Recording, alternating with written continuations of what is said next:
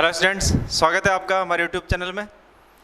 आज हम बायोलॉजी के बॉटनी पोर्शन के 4th चैप्टर की बात करने जा रहे हैं ना। 4th चैप्टर जो है स्टडी करने जा रहे हैं, है ना। और 4th चैप्टर जो है अपना चौथा जो पार्ट है बॉटनी पोर्शन का बायोलॉजी के अंदर 1st यूनिट का, वो है special methods of plant reproduction. पादप प्रजनन की कुछ विशिष्ट विधियां जो है उसका अपन यहाँ पर विवरण प्रस्तुत करेंगे, ठीक है। लेकिन इससे पहले मैं आपको एक बात कहना चाहता हूँ, और वो ये कि हमारे इस चैनल को ज़्यादा से ज़्यादा सब्सक्राइब करें, लाइक करें, शेयर करें। अपने जो व्हाट्सएप ग्रुप हैं उनमें भी इसको शेयर करें, ठीक है। चलो आगे देखते हैं हम। देखो क्या होता है, generally in plants reproduction takes place through vegetative and sexual methods, but in many different methods reproduction is take place by without fertilisation is called special method of plant reproduction. It means, यानी कहने का मतलब यहाँ पर क्या हुआ कि वैसे देखा जाए तो पादप जो होते हैं, प्लांट जो होते हैं, उनमें सामान्यतया जनरली क्या होता है, पादपों में जनन जो होता है कायिक विधियों अथवा लैंगिक विधियों के द्वारा ही संपन्न होता है। लेकिन पादपों में जनन की कुछ ऐसी भी विधियां हैं जिनमें बिना निषेचन के यह जनन की विशिष्ट विधियां कहलाती, बिना निषेचन के जनन पूर्ण होता है, और इसको अपन जनन की विशिष्ट विधियां कहते हैं, ठीक है। यानी यहाँ थोड़ा ध्यान रखने वाली बात है कि यहाँ जो होता क्या है कि निषेचन के बिना पादप प्रजनन पूर्ण होता है, ठीक है। ये तो डेफिनेशन है, इसको थोड़ा नोट डाउन कर देना, आप नोट करना है इसको, ठीक है। अब आगे देखते हैं अपन following special methods of plant reproduction. पादप प्रजनन की कुछ विशिष्ट विधियां जो इस प्रकार है, जिनका विवरण अपन स्टेप बाय स्टेप एक एक जो है आगे करेंगे। लेकिन क्या है, कौन कौन सी वो विधियां हैं उनको एक बार देख लेते हैं अपन यहाँ पर। तो पहली जो विधि है वो है एपोमिक्सिस, जिसको हिंदी में कहते हैं असंगजनन, ठीक है। सेकंड, दूसरी जो आती है वो आती है अगैमोस्पर्मी या अनिषेक बीजता, ठीक है। थर्ड, नंबर 3 माइक्रो प्रोपगेशन या सूक्ष्म प्रवर्धन, ठीक है। एंड लास्ट 4th जो है अपनी वो आ जाती है वेजिटेटिव प्रोपगेशन, कायिक प्रवर्धन, ठीक है। ये 4 विधियां जो है इस चैप्टर के अंदर हम स्टडी करेंगे, ठीक। इन चारों विधियों का डिस्क्रिप्शन अभी अपन आगे डिस्क्राइब इसको करेंगे, ठीक है। जिसमें से स्टेप बाय स्टेप एक एक विधि को लेते हुए अपन आगे बढ़ेंगे, आगे चलेंगे। तो पहली जो विधि है अपनी वो है एपोमिक्सिस या असंगजनन, ठीक है। According to Hans Winkler, scientist का नाम है, ध्यान रखना, हैंस विंकलर, 1908। इनके अनुसार जो डेफिनेशन है वो क्या है, इंग्लिश मीडियम के जो है स्टूडेंट्स वो नोट करना है इसको।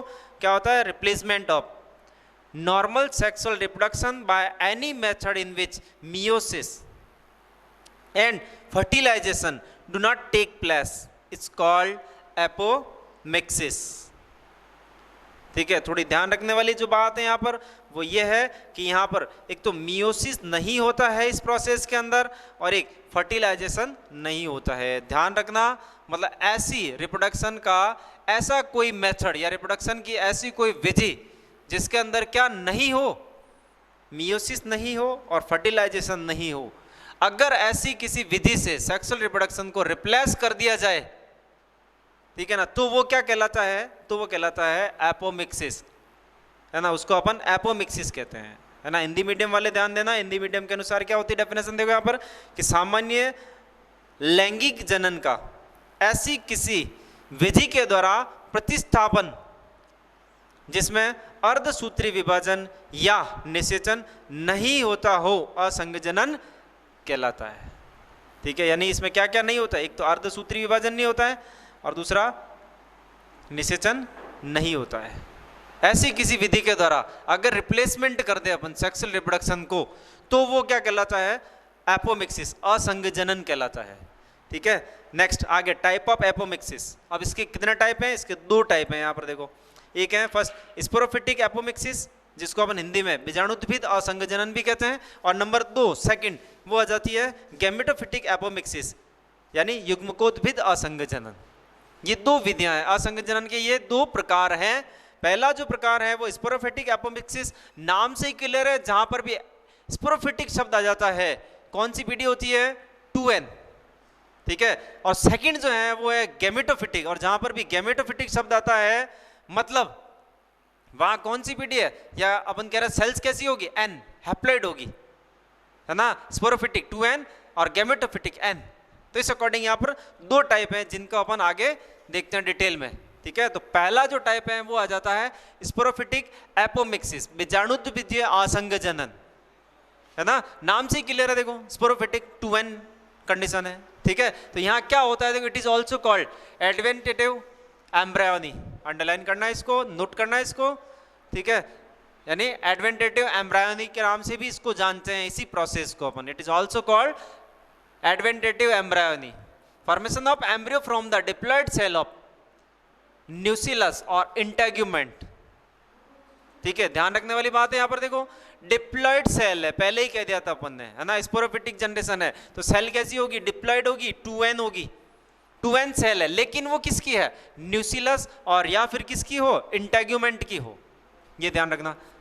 यानी न्यूसिलस या इंटेग्यूमेंट जो है अगर ये एम्ब्रियो फॉर्म करते हैं, ठीक है ना, तो ये प्रोसेस क्या कहलाता है, तो ये कहलाता है स्पोरोफिटिक एपोमिक्सिस, बीजाणुद्वितीय आसंग जनन कहलाता है, ठीक है।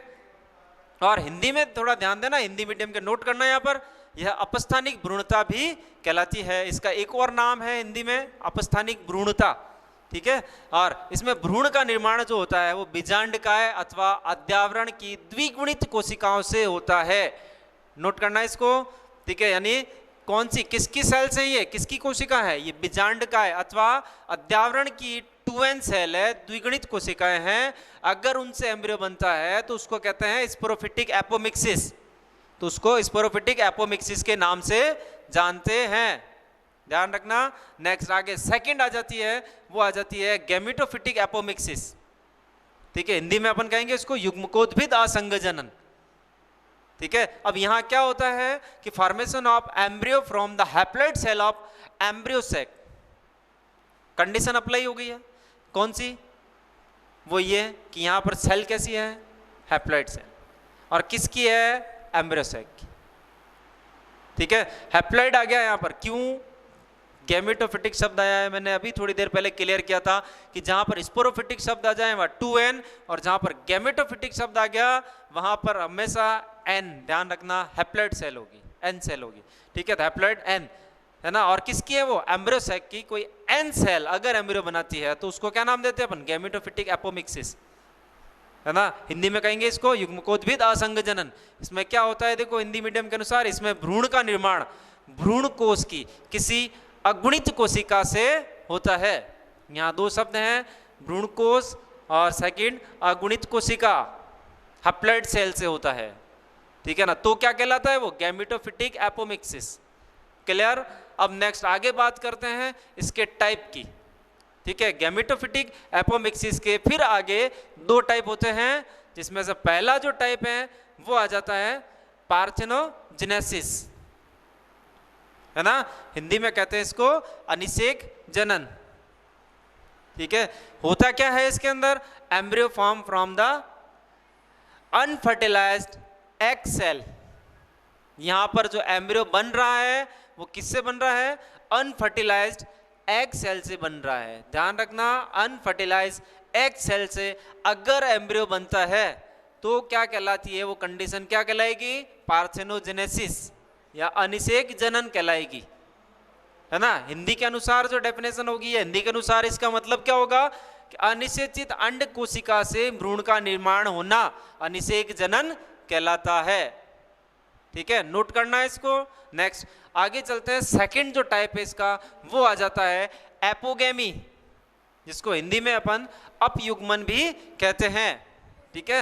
Embryo form from any haploid cell of embryo sac, ठीक है। यहां भी क्या है, देखो हैप्लॉइड सेल है, लेकिन किसकी है वो हैप्लॉइड सेल भी, यहां पर एम्ब्रियो सैक की कोई भी सेल, ध्यान रखना, है ना, एम्ब्रियो सैक की कोई भी हैप्लॉइड सेल अगर यहाँ पर एम्ब्रियो फॉर्म करती है, एम्ब्रियो बनाती है, तो उसको एपोगेमी कहते हैं, हिंदी में उसको अपयुग्मन कहते हैं।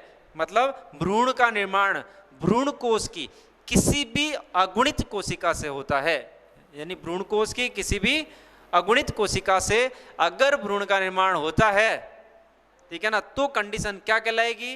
अपयुग्मन। क्लियर? अब नेक्स्ट आगे देखते हैं। ये तो हो गया अपने इस डेफिनेशन के अनुसार जो टाइप थे इनके, वो टाइप यहाँ पर थे, ठीक है। अभी अपन आगे बात करते हैं एक बहुत ही महान साइंटिस्ट, महान वैज्ञानिक, भारतीय वैज्ञानिक, इंडियन साइंटिस्ट, ठीक है ना, नाम है उनका प्रोफेसर पंचानन माहेश्वरी, जिनका बायोलॉजी के अंदर बहुत बड़ा योगदान रहा है। एक इंडियन साइंटिस्ट हैं ये, ठीक है, भारतीय वैज्ञानिक है, जिन्होंने अहम योगदान जो है अपना निभाया है बायोलॉजी के अंदर, ठीक है। महत्वपूर्ण जो है टॉपिक को एक्सप्लेन किया इन्होंने, बहुत सारी जानकारियां जो है पूरे विश्व स्तर पर इन्होंने दी है। थोड़ा ध्यान रखना, तो यहाँ पर according to professor Panchanan Maheshwari 1950 के अनुसार, फिर इसके जो है इसका थोड़ा एक्सप्लेनेशन आगे किया गया है। इसको आगे और भी डिवाइड करके अध्ययन किया गया है। बहुत सारे इसके आगे भी टाइप हैं, लेकिन अध्ययन को छोटा रखने के लिए अपने 12th क्लास के अनुसार, है ना, जो है सिर्फ और सिर्फ अपने 4 टाइप ही अपन स्टडी करेंगे, ठीक है। किनके अनुसार? यह है प्रोफेसर पी माहेश्वरी के अनुसार, प्रोफेसर पंचानन माहेश्वरी के अनुसार, ठीक है।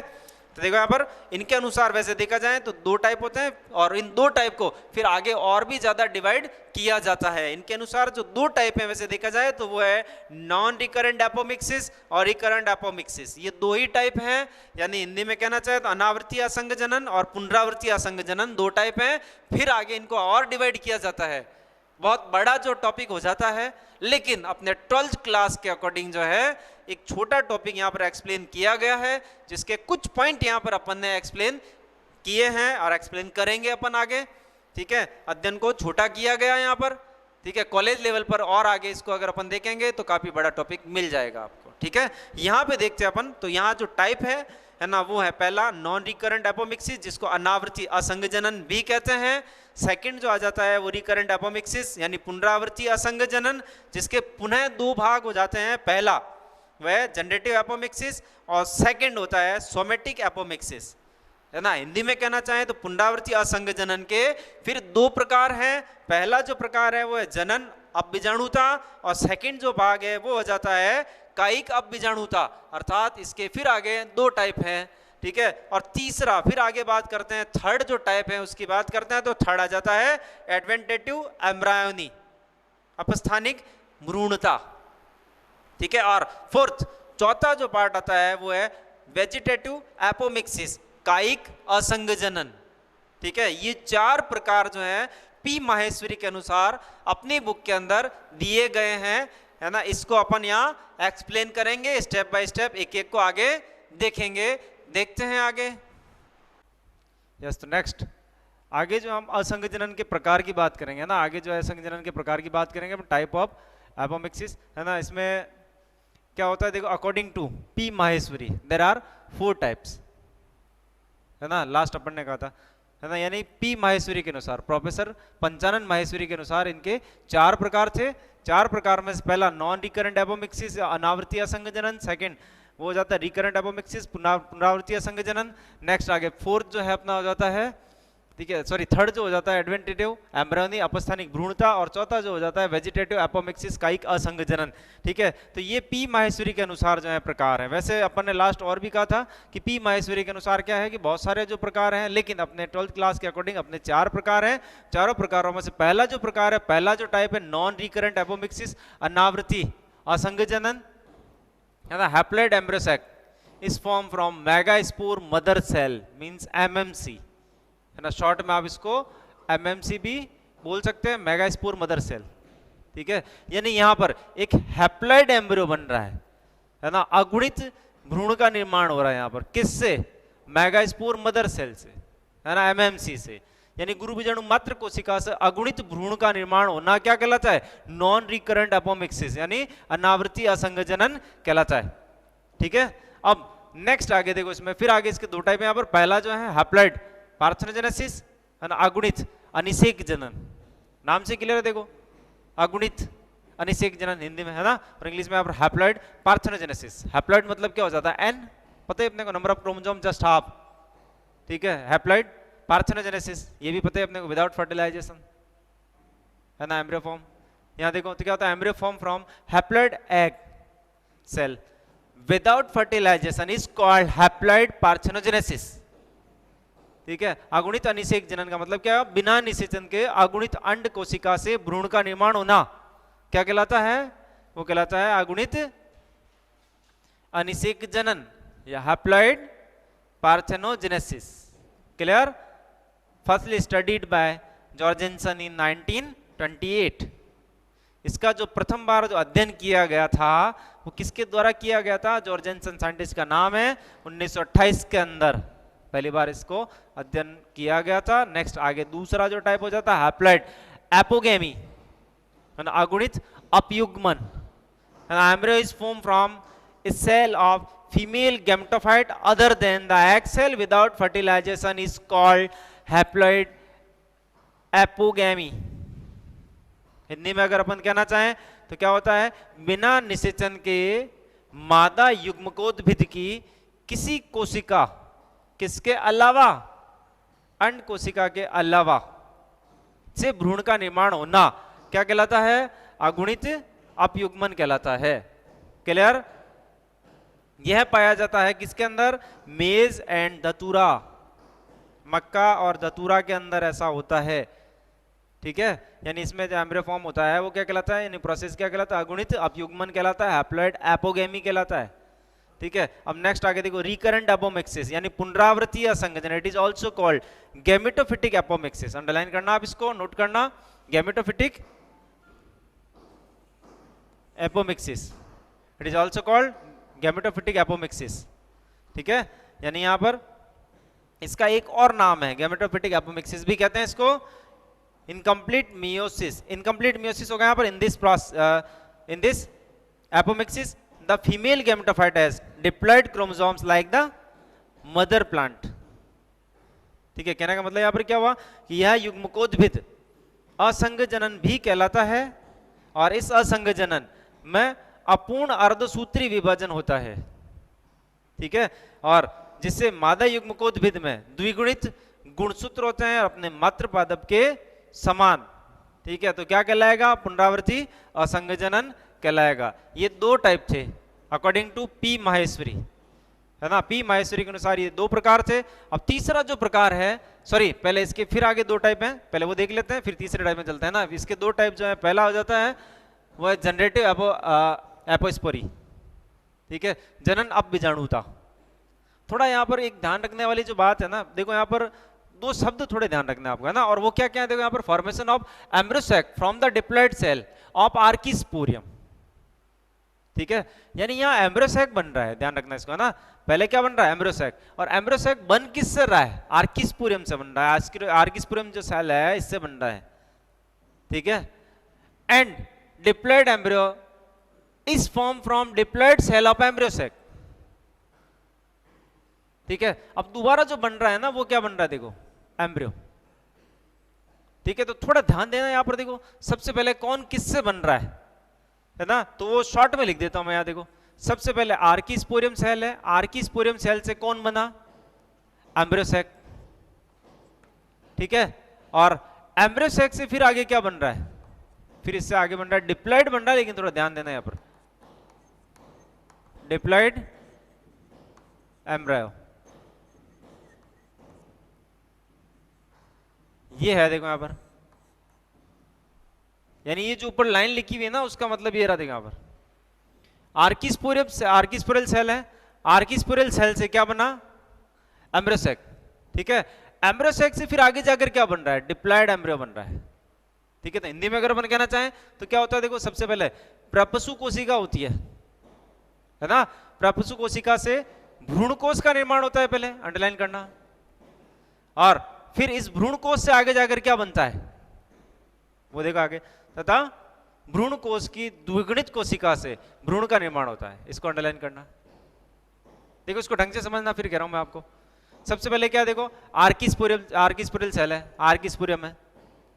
ठीक है, आर्किस्पोरियम से क्या बन रहा है? पहले एम्ब्रियोसैक बन रहा है, और एम्ब्रियोसैक से फिर आगे क्या बन रहा है? एम्ब्रियो बन रहा है ना। हिंदी मीडियम में अगर अपन कहना चाहते तो देखो सबसे पहले प्रपसु कोशिका है, प्रपसु कोशिका से है ना क्या बन रहा है? यहाँ पर भ्रूण कोश का निर्माण हो रहा है ना। शॉर्ट में लिखा मैंने ES, मतलब एम्ब्रियोसैक यानी भ्रूण कोश। ठीक है। और भ्रूणकोश की किसी कोशिका से फिर आगे जाकर क्या बन रहा है, डिप्लॉयड एम्ब्रियो बन रहा है, द्विगुणित भ्रूण का निर्माण हो रहा है। ठीक है, अब आगे देखो सोमेटिक एपोस्पोरी, कायिक अपबीजाणुता, इसका जो सेकंड टाइप आ जाता है अपना, है ना, वो आ जाता है सोमेटिक एपोस्पोरी, कायिक अपबीजाणुता। Formation of embryo sac from the diploid cell of nucellus and integument and form from this diploid embryo sac diploid embryo is form. कहने का मतलब यहां पर क्या हुआ कि बीजांडकाय तथा अध्यावरण की किसी कोशिका से भ्रूणकोश का निर्माण होता है पहले, और इस द्विगुणित भ्रूणकोश से द्विगुणित भ्रूण का निर्माण होता है। ध्यान रखना प्रोसेस थोड़ा सा चेंज है यहाँ पर, है ना, यहाँ इसको थोड़ा जो है आप अंडरलाइन करना, ध्यान रखना। यहाँ पर देखो आर्किस्पोरियम है, ठीक है, आर्किस्पोरियम से बन रहा था, जबकि यहाँ पर किससे बन रहा है, बस ये थोड़ा आपको चेंज करना है। यहाँ पर यहाँ जो बन रहा है ना वो न्यूसिलस या फिर इंटेगुमेंट से। ठीक है, यहाँ देखो embryo sac form the diploid cell of nucellus and integument and form this diploid embryo sac and diploid embryo is form. ठीक है, यानी यहाँ जो एम्ब्रियोसेक जो बन रहा है वो किससे बन रहा है, न्यूसिलस एंड इंटेगुमेंट से बन रहा है। ठीक है, इस तरह से डिफरेंस है। यहाँ पर यहाँ आर्किस्पोरियम था और यहाँ पर न्यूसिलस और इंटेगुमेंट आ जाता है। ठीक है, हिंदी में अपन कहना चाहते बीजांडकाय तथा अध्यावरण की किसी कोशिका से भ्रूणकोश का निर्माण होता है, और इस द्विगुणित भ्रूणकोश से द्विगुणित भ्रूण का बनना सोमेटिक एपोस्पोरी या कायिक अपबीजाणुता कहलाता है। क्लियर। अब नेक्स्ट आगे देखो, अब आता है एडवेंटेटिव एम्ब्रायोनी, यानी अपस्थानिक भ्रूणता से तात्पर्य क्या होता है, it means development of embryo from any diploid cell of ovule. कहने का मतलब हिंदी में अगर अपन कहना चाहे तो क्या हुआ कि बीजांड की किसी भी द्विगुणित कोशिका से भ्रूण का परिवर्तन होना क्या कहलाता है, एडवेंटेटिव एम्ब्रायोनी, अपस्थानिक भ्रूणता कहलाता है। ठीक है, और ये पाया जाता है किसके अंदर, लेमन एंड मैंगो के अंदर। ठीक है, it is also called sporophytic apomixis, इसका जो है एक और नाम है, और वो नाम क्या है, स्पोरोफिटिक एपोमिक्सिस। यह बीजाणुद्भिद असंगजनन भी कहलाता है। ठीक है, ये थोड़ा ध्यान रखना। नेक्स्ट आगे फोर्थ वेजिटेटिव एपोमिक्सिस, हिंदी में कहेंगे इसको कायिक असंगजनन। Formation of bulbil and vegetative propagule instead of flower and these are germinate on parent plant। ठीक है, कहने का मतलब हिंदी में क्या हुआ यहाँ पर कि पुष्पों के स्थान पर पत्र प्रकलिकाएं उत्पन्न हो जाती है, और या फिर कायिक कलिकाएं उत्पन्न हो जाती है, कायिक कलिकाओं का निर्माण हो जाता है, और यह कलिकाएं जो होती है वो अपने मातृ पादप के ऊपर रहते हुए ही क्या हो जाती है, अंकुरित हो जाती है। मातृ पादप के ऊपर रहते हुए ही जो जर्मिनेट हो जाती है, यानी वो पादप से अलग नहीं होती है, पादप पे रहते हुए जो एक मतलब नया जो है प्लांट ग्रो हो जाएगा, वहां पर स्टार्ट हो जाएगा ग्रो होना, है ना, तो उसको बोलते हैं अपन वेजिटेटिव एपोमिक्सिस, कायिक असंगजनन के नाम से जानते हैं। और यह जो है वो पाया जाता है अनियन एंड अगेव के अंदर, यानी प्याज और अगेव के अंदर, रामबास के अंदर ऐसा पाया जाता है। ठीक है, तो ये जो चार टाइप थे, है ना, अकॉर्डिंग टू पी माहेश्वरी, है ना, प्रोफेसर पी माहेश्वरी के अनुसार, प्रोफेसर पंचानन माहेश्वरी के अनुसार ये चार प्रकार थे। ठीक है, जो यहाँ पर फिनिश हो चुके हैं। अब आगे देखते हैं अपन अगला टॉपिक अपना। नेक्स्ट आगे हम बात करते हैं इंपोर्टेंस ऑफ एपोमिक्सिस, असंगजनन का महत्व, है ना, इसका क्या महत्व है, असंगजनन का महत्व क्या होता है, इंपोर्टेंस क्या है। तो यहाँ पर देखो पहला जो इंपोर्टेंस है वो है to make clone, to make a clone, यानी एक क्लोन बनाने के काम में आती है। यह विधि जो है क्लोन बनाने के लिए बहुत अच्छी विधि है। Number 2, to produce clone individuals just like parents, कहने का मतलब यहाँ पर जनकों के समान जो है क्लोनीय संततियों के निर्माण में भी एक अच्छी विधि है ये। Number 3, conserve the beneficial characters for a long period, यानी एक बहुत ही लंबी अवधि तक लाभदायक गुणों को संरक्षित रखा जा सकता है इस विधि के द्वारा। ठीक है, नेक्स्ट आगे fourth, hybrid seed are produced easily, इस विधि के द्वारा आसानी से संकरित बीजों का निर्माण किया जा सकता है। तो इसके बहुत सारे इकोनॉमिक इंपोर्टेंस है, एक तरह से बहुत सारे इंपोर्टेंस है इसके, बहुत यूजफुल जो है अपन कह रहे हैं मेथड है, ये अच्छा मेथड है। ठीक है, इसके अलावा नेक्स्ट अब आगे बात करते हैं अपन सेकंड जो मेथड अपना, ठीक है ना, वो आ जाता है अगेमोस्पर्मी, अनिषेक बीजता। अनिषेक बीजता से क्या तात्पर्य होता है कि when the seed is form from any diploid cell of ovule of any diploid cell without fertilization of abnormal embryo sac, then it is called a gamospermy। ठीक है, हिंदी में मतलब क्या है यहाँ पर कि जब बीज का निर्माण बीजांड की किसी द्विगुणित कोशिका से अथवा असामान्य भ्रूणकोश की किसी कोशिका से बिना निषेचन के होता है तो इसे अनिषेक बीजता कहते हैं। डेफिनेशन नोट करना, एक बार फिर वापस कह रहा हूं मैं आपको। देखो कहने का मतलब यहाँ पर क्या हुआ कि दो कंडीशन है यहाँ पर। पहली कि एक तो जो पहली बात तो यहाँ पर देखो बीज का निर्माण करना है अपने को, और वो भी किससे करना है कि बिना निषेचन से। ध्यान रखना, बीज का निर्माण अगर बिना निषेचन से होता है तो उसे क्या कहते हैं अपन, अनिषेक बीजता। सिंपल एक छोटी सी डेफिनेशन अगर अपन शॉर्ट में बोलना चाहें तो क्या बोलेंगे उसको कि बिना निषेचन के बीज का निर्माण अनिषेक बीजता कहलाता है। ठीक है, अनिषेक बीजता की छोटी सी डेफिनेशन अगर हम देना चाहें तो। नेक्स्ट अब आगे देखें, नेक्स्ट अगला थर्ड वो आ जाता है माइक्रो प्रोपगेशन या सूक्ष्म प्रवर्धन। ठीक है, माइक्रो प्रोपगेशन या सूक्ष्म प्रवर्धन, development of plant in the sterile and control condition on culture medium by in vitro culture is called micro propagation. It means यदि पादप का प्रजनन निर्जर्मित एवं नियंत्रित अवस्था में, अंडरलाइन करना दो शब्द यहां पर, निर्जर्मित एवं नियंत्रित अवस्था में पोष माध्यम पर पात्र संवर्धन के द्वारा किया जाता है तो उसे सूक्ष्म प्रवर्धन कहते हैं, है ना। तो उसे अपन क्या नाम देंगे, सूक्ष्म प्रवर्धन, माइक्रो प्रोपगेशन। ठीक है, दो शब्द यहां पर इंपॉर्टेंट वो कौन से हैं, निर्जर्मित और नियंत्रित अवस्था, यानी यहां पर कंट्रोल एंड स्टेराइल कंडीशन। ध्यान रखना इंग्लिश मीडियम वाले यहां पर स्टेराइल एंड कंट्रोल कंडीशन में। ठीक है, नॉन कल्चर मीडियम के ऊपर, ज्ञात संवर्धन माध्यम के ऊपर यदि अपन जो है किसी सेल, टिश्यू या ऑर्गन के द्वारा एक नए जो है अपन कह रहे हैं इंडिविजुअल को अगर प्राप्त करते हैं तो यह विधि क्या कहलाती है, माइक्रो प्रोपगेशन, सूक्ष्म प्रवर्धन। ठीक है, इस चैप्टर में बस इतना सा छोटा सा टॉपिक दे रखा है, इसको अपन डिटेल में पढ़ेंगे, आगे और भी है अपने। ठीक है, वहां पर अपन इसको डिटेल में देखेंगे। यहाँ देखो आप, तो ये कैसे होता है, देखो सबसे पहले यहाँ पर सेल, टिश्यू या ऑर्गन, है ना, इनमें से किसी एक भाग को अपन ले लेंगे। ठीक है, अब अपन क्या करेंगे, एक नॉन कल्चर मीडियम अपने पास में पहले से ही तैयार किया हुआ रहता है। नॉन कल्चर मीडियम का मतलब क्या होता है कि एक फ्लास्क या बीकर जो लेंगे अपन, है ना, पेट्रीडिस वगैरह जो कुछ अपने पास में अवेलेबल है, उसके अंदर अपन बहुत सारे जो प्लांट्स ग्रोथ के लिए रेस्पॉन्सिबल जो मिनरल्स हैं, प्लांट कुछ हार्मोन्स हैं या कुछ न्यूट्रिएंट्स हैं, है ना, उन सबको पानी के अंदर डिसॉल्व करेंगे, डिस्टिल वाटर के अंदर घोल देंगे और एक कल्चर मीडियम तैयार करेंगे। ठीक है, यानी ये नॉन कल्चर मीडियम कहलाता है। उसमें फिक्स कंसंट्रेशन होती है एलिमेंट्स की सारी, जो भी है एक बैलेंस होता है पूरा, है ना। उसके अंदर फिर क्या करेंगे, सेल, टिश्यू या ऑर्गन किसी एक भाग को अपन उसमें डिप कर देंगे, उसमें रख देंगे।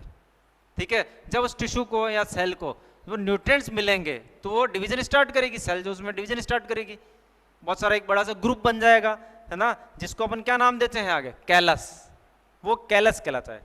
ठीक है, अब कैलस को अपन क्या करेंगे आगे, जैसे अपने को कल्चर मीडियम पर रख दिया अपने नॉन कल्चर मीडियम के ऊपर, तो अपने को क्या प्राप्त हो गया, कैलस। ठीक है, अब इस कैलस का अपन क्या करते हैं आगे, डिफ्रेंशिएशन करते हैं, यानी इससे अपन तैयार करेंगे प्लांटलेट्स, छोटे छोटे प्लांटलेट्स तैयार कर देंगे। और उन सारे प्लांटलेट्स को अपन क्या कर देंगे, एक जो है मतलब नियंत्रित अवस्था में, एक कंट्रोल कंडीशन के अंदर फिर अपन उसको उगा देंगे, जिससे अपने को एक नया प्लांट प्राप्त हो जाएगा। इसकी एक बहुत बड़ी जो विशेषता है, वो विशेषता ये है कि यहाँ पर बहुत ही सीमित स्थान में, बहुत ही सीमित समय में, बहुत ही ज्यादा संख्या में पादपों को एक ही साथ में उत्पन्न किया जा सकता है। इस विधि की बहुत बड़ी जो विशेषता है, ये विशेषता है, देख लेते हैं नेक्स्ट आगे। इंपोर्टेंस ऑफ माइक्रो प्रोपगेशन, है ना, सूक्ष्म प्रवर्धन का महत्व, क्या इंपोर्टेंस है यहाँ पर। तो पहला जो इंपोर्टेंस है वो है many plants can be produced in short duration and limited space. It means बहुत ही कम अवधि में तथा एक सीमित स्थान पर बहुत ही अधिक पादप उत्पन्न किए जा सकते हैं। ठीक है, कहने का मतलब बहुत ही कम अवधि, बहुत ही कम समय में, बहुत ही कम जगह के ऊपर बहुत ही ज़्यादा मात्रा में जो है पादप उत्पन्न किए जा सकते हैं इस विधि के द्वारा। ये इसका बहुत ही बड़ा जो है एक इम्पोर्टेंस है। सेकंड, दूसरा जो आ जाता है वो economically important plant like orchid, gladiolus, chrysanthemum produced at large scale, मतलब बहुत ही अधिक मात्रा में आर्थिक महत्व के पादप जैसे कि ऑर्किड, ग्लेडिलस, क्राइसेंथेमम का उत्पादन किया जा सकता है। Number third, there are no external environmental effect on this method. एक बहुत बड़ी जो इसकी एक और बात है वो ये है कि इस विधि के ऊपर है ना, इस तकनीक पर बाह्य वातावरण का किसी प्रकार का कोई प्रभाव नहीं पड़ता है। मतलब एटमॉस्फेरिक चेंजेस का इफेक्ट इस टेक्निक के ऊपर नहीं पड़ता है। मतलब एटमॉस्फेरिक बदलाव जो होते हैं वो इसको इफेक्ट नहीं करेंगे। एक अच्छी इसकी एक और विशेषता है ये। अब नेक्स्ट आगे बात कर लेते हैं अपने इस चैप्टर का अगला जो टॉपिक है वो है पॉलीएम्ब्रायोनी, मतलब बहुभ्रूणता। पॉलीएम्ब्रायोनी, बहुभ्रूणता, ठीक है। The process of development of more than one embryo in an ovule, seed और फर्टिलाइज ओवम और एग इज कॉल्ड पॉलीएम्ब्रायोनी। कहने का मतलब यहां पर हुआ कि एक ही बीजांड, बीज अथवा निषेचित अंड में एक से अधिक भ्रूण विकसित होने की प्रक्रिया बहुभ्रूणता कहलाती है। ठीक है, ये इसकी डेफिनेशन हो गई पॉलीएम्ब्रायोनी, बहुभ्रूणता। अब इसकी डिस्कवरी जो की गई थी, सबसे पहले जो डिस्कवरी जो की गई थी, इसकी जो खोज की गई थी वह एंटनी वॉन लिवेनॉक के द्वारा 1719 में की गई थी और ऑरेंज के बीज में। ठीक है, ध्यान रखना इसको। एंटनी वॉन लिवेनॉक ने इसको खोजा था 1719 के अंदर, है ना, ऑरेंज के बीज के अंदर। ठीक है, इसकी खोज हुई थी सबसे पहले। एग्जाम्पल, ये किस किस में पाया जाता है, पॉलीएम्ब्रायोनिक कंडीशन किस किस में होती है, तो वो होती है lemon, tobacco, orange, onion, crotalaria etcetera. ठीक है, यानी ये नींबू, है ना, तंबाकू के अंदर, संतरा के अंदर, प्याज के अंदर, है ना, क्रोटलेरिया के अंदर, इनमें ये कंडीशन पाई जाती है। ठीक है, पॉलीएम्ब्रायोनिक कंडीशन होती है। कहने का मतलब क्या हुआ कि कभी कभी आपने देखा होगा कि एक जो नींबू का बीज होता है अपन कहीं डाल देते हैं पॉट के अंदर, है ना, तो कभी वो बारिश के टाइम में जैसे आपने डाल दिया तो पॉट में वो जर्मिनेट होता है ना। तो एक सीड से क्या होता है कि कभी कभी 2 या 3 या 4 यानी एक से ज्यादा प्लांट निकलते हुए आपको दिखाई देंगे। ट्राई करना कभी, इजीली आप देख सकते हो उसको। ठीक है, ऑरेंज का सीड या लेमन का जो सीड हो उसको डालना पॉट में, आपको एक से ज्यादा प्लांट जो उसमें से निकलते हुए दिखाई देंगे। कहां से आए वो एक से ज्यादा प्लांट, क्यों आए? क्योंकि उस सीड के अंदर क्या प्रेजेंट है, पॉलीएम्ब्रियोनिक कंडीशन उपस्थित है इसमें। इसीलिए जो है एक सीड से एक से ज्यादा जो है प्लांट जर्मिनेट होते हैं। ठीक है, ये कंडीशन क्या कहलाती है, पॉलीएम्ब्रायोनी। ठीक है, अब नेक्स्ट आगे देखो, नोट डाल के इसको तो नोट डाउन करना है यहाँ पर। Polyembryony is found in plant and animal both. कहने का मतलब हुआ कि बहुभ्रूणता जो होती है वो पादपों तथा जंतुओं दोनों में पाई जाती है। ठीक है, यानी ये प्लांट्स और एनिमल्स दोनों में ही पाई जाती है। ठीक है, ये अपने कुछ टॉपिक थे, बचा हुआ लास्ट टॉपिक देखते हैं अभी। चलो नेक्स्ट आगे हम बात करें। यहाँ पर देखो, आवृत बीजियों में बहुभ्रूणता के कारण, है ना, cause of polyembryony in angiosperm.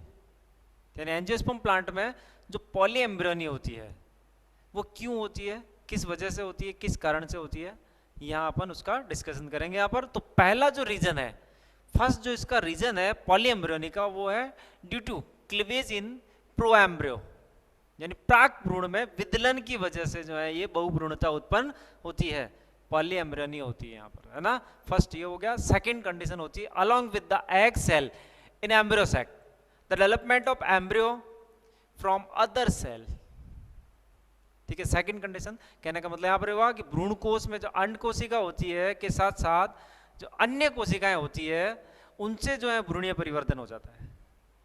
ठीक है, मतलब एग सेल तो होता है लेकिन एग सेल के अलावा जो अदर सेल है, ठीक है, उनसे भी क्या हो जाता है, एम्ब्रियो फॉर्म हो जाता है। इसीलिए एक जो एम्ब्रियो सैक के अंदर एक एम्ब्रियो के बजाय क्या होते हैं, बहुत सारे एम्ब्रियो प्रेजेंट होते हैं। तो सेकंड कंडीशन है। नेक्स्ट आगे third, development of more than one embryo in embryo sac in an ovule.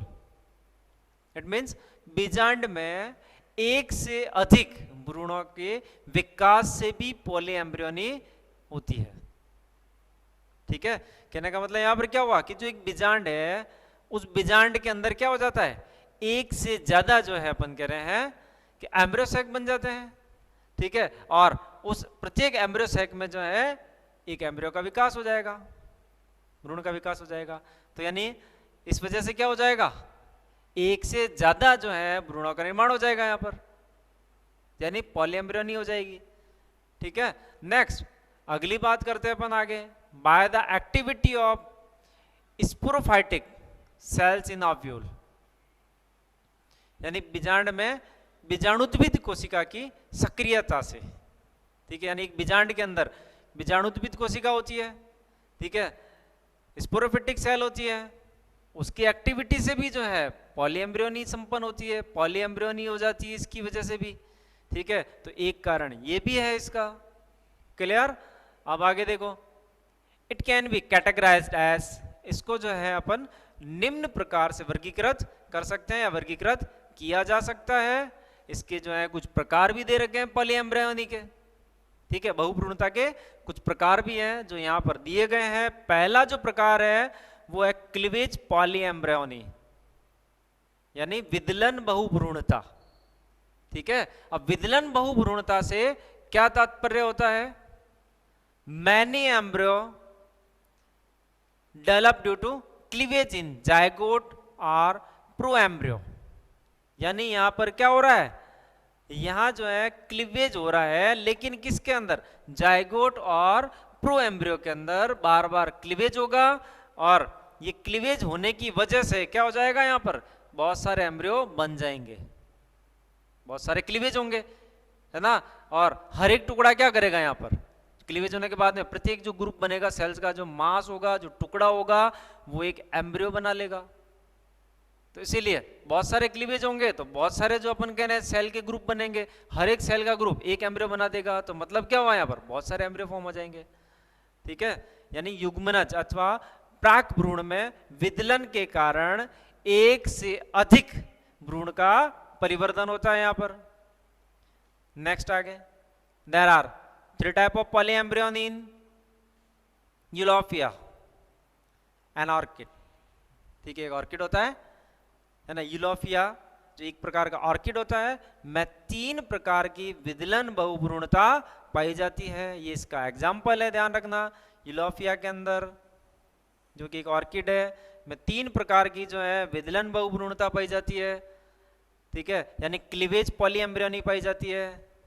पहली जो है वो due to the division in zygotic cell many embryo is formed. ठीक है, यानी कहने का मतलब क्या हुआ यहाँ पर, युग्मनज में यानी जायगोट में, जायगोटिक सेल में विभाजन से बहुत अधिक मात्रा में भ्रूण का निर्माण हो जाता है। ठीक है, ये पहला रीजन हुआ, इसका पहला प्रकार हुआ यूलोफिया के अंदर। नेक्स्ट सेकंड जो होता है, बड और outgrowth arise from the proembryo form embryo. मतलब क्या हुआ कि प्राक भ्रूण से कलिकाएं एवं अतिवृद्धियां निकलती है, जिनसे भ्रूण का निर्माण होता है। ठीक है, नेक्स्ट लास्ट आ जाती है थर्ड टाइप, फिलामेंटस एम्ब्रियो। थोड़ा अंडरलाइन करना है इस चीज को, filamentous embryo. Filamentous embryo means क्या हुआ यहां पर, proembryo become branched and embryo develops from each branch, यानी तंतुमय भ्रूण हिंदी में कहेंगे अपन। इसका मतलब क्या हुआ कि प्राक भ्रूण जो होता है वो ब्रांच्ड हो जाता है, शाखित हो जाता है, और उसकी प्रत्येक शाखा से, उसकी प्रत्येक शाखा से एक भ्रूण का निर्माण होता है। ठीक है, तो इस कंडीशन को अपन क्या नाम देते हैं, फिलामेंटस एम्ब्रियो, है ना। इसको अपन तंतुमय भ्रूण के नाम से भी जानते हैं। ठीक है, तो ये 3 जो है टाइप थे। एक प्रकार का जो ऑर्किड था यूलोफिया, जिसके अंदर ये बहुभ्रूणता पाई जाती है 3 प्रकार की। अब नेक्स्ट आगे अपन बात करते हैं जो दूसरा प्रकार है पॉलीएम्ब्रियोनी का, जो दूसरा कारण है ना, वो क्या है। तो दूसरा जो रीजन है वो हो जाता है यहाँ पर development of embryo from cell of embryo sac other than egg cell, यानी अंड कोशिका के अतिरिक्त भ्रूण कोश की किसी कोशिका से भ्रूण का निर्माण, ठीक है। Development of embryo from fertilised और अनफर्टिलाइज्ड सिनर्जिड्स, ध्यान रखना यहाँ पर एग सेल के अलावा किससे यहाँ पर एम्ब्रियो का निर्माण हो रहा है, एम्ब्रियो फॉर्म हो रहा है यहाँ पर सिनर्जिड से। हेल्पिंग सेल भी बोल सकते हैं अपन सिनर्जिड को, तो सिनर्जिड से यहाँ पर देखो, यानी कहने का मतलब क्या हुआ कि निषेचित अथवा अनिषेचित सहायक कोशिका से भ्रूण का परिवर्धन हो जाता है, इसीलिए पॉलीएम्ब्रियोनी होती है, ठीक है। एग्जाम्पल यह किसे पाया जाता है, ये पाया जाता है एरिस्टोलोकिया ब्रैक्टियाटा, जो एक डिप्लॉयड होती है यहाँ पर, एंड आर्जिमॉन मैक्सिकाना, जिसमें हैप्लॉइड पॉलीएम्ब्रियोनी होती है, ठीक है। अब नेक्स्ट आगे देखो, नंबर 3 थर्ड, वो होता है development of more than one embryo sac in the ovule, means बीजांड में एक से अधिक भ्रूण कोषों का विकास। एक बीजांड में जब एक से ज्यादा भ्रूण कोष बन जाएंगे, एम्ब्रियो सैक बन जाएंगे, तो प्रत्येक एम्ब्रियो सैक में एग सेल होती है, और हर एक एग सेल जो है क्या करेगी, फर्टिलाइज होगी, और जब फर्टिलाइज हो रही है तो क्या करेगी, वो एम्ब्रियो फॉर्म करेगी, है ना। इसीलिए यहां पर क्या होता है, कहने का मतलब क्या हुआ यहाँ पर, more than one embryo sac develop in an ovule and after fertilisation egg cell present in each embryo sac develops into an embryo. Clear? It means बीजांड में एक से अधिक भ्रूण कोषों का निर्माण होता है, और प्रत्येक भ्रूण कोष में अंड कोशिका उपस्थित होती है, एग सेल प्रेजेंट होती है, जिसके निषेचन से भ्रूणों का विकास होता है। अतः इसीलिए पॉलीएम्ब्रियोनी जैसी घटना घट जाती है यहाँ पर, अर्थात पॉलीएम्ब्रियोनी हो जाती है, ठीक है। यह पाई जाती है किसके अंदर, कैजुराइना मॉन्टेना के अंदर, ठीक है। नेक्स्ट नंबर 4 जो लास्ट टाइप की जो बच रही है, नंबर 4 जो बच रही है वो जाती है sometime the cell of nucellus और integument get activated and form embryo in ovule. यानी कहने का मतलब क्या हुआ कि कभी कभी क्या होता है कि बीजांड में उपस्थित बीजांडकाएं अथवा अध्यावरण की कोशिकाएं सक्रिय हो जाती है और सक्रिय होकर भ्रूण का निर्माण करती है। यहां पर कौन कर रही भ्रूण का निर्माण, बीजांडकाएं अथवा अध्यावरण की कोशिकाएं, ठीक है।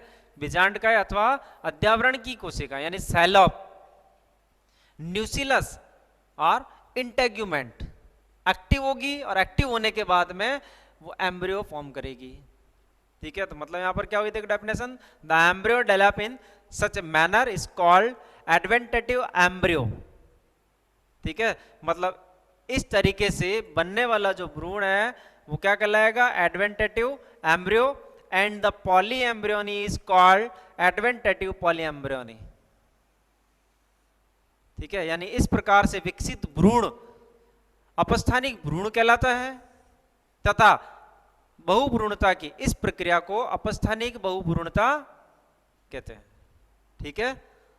अब नेक्स्ट आगे इसका क्या सिग्निफिकेंस है ना, इसका जो है इसकी क्या सार्थकता है, यहां पर देखो तो आगे सिग्निफिकेंस ऑफ पॉलीएम्ब्रायोनी यानी बहुभ्रूणता की सार्थकता, ठीक है।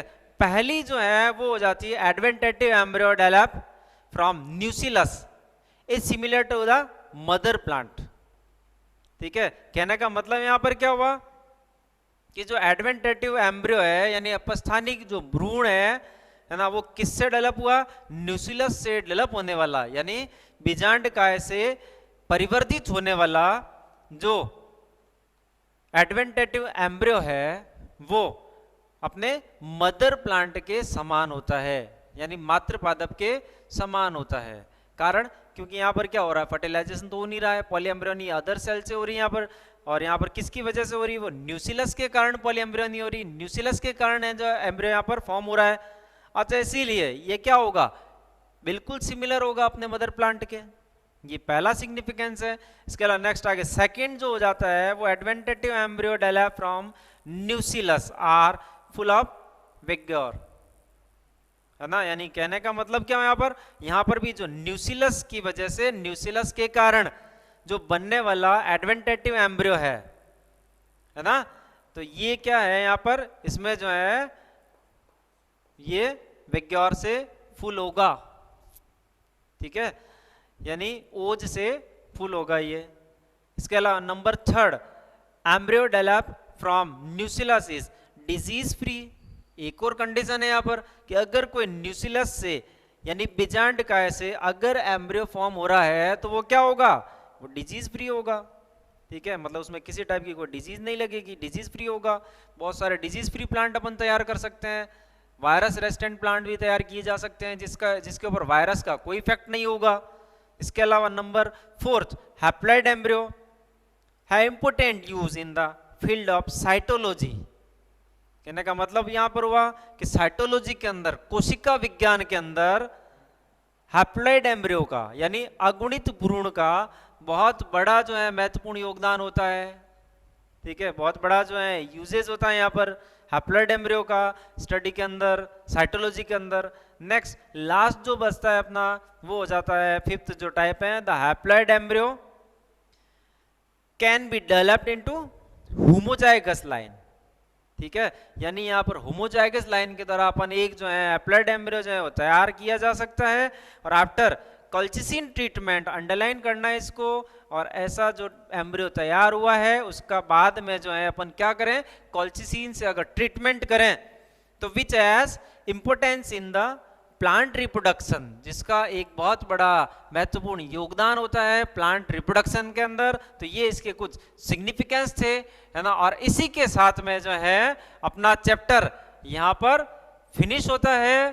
ठीक है, और मिलेंगे वापस अगले चैप्टर में। लेकिन फिर आपको एक बार याद दिला दूं कि जितने भी सारी की सारी वीडियो हैं उनको लाइक करें, चैनल को सब्सक्राइब करें, शेयर करें। धन्यवाद।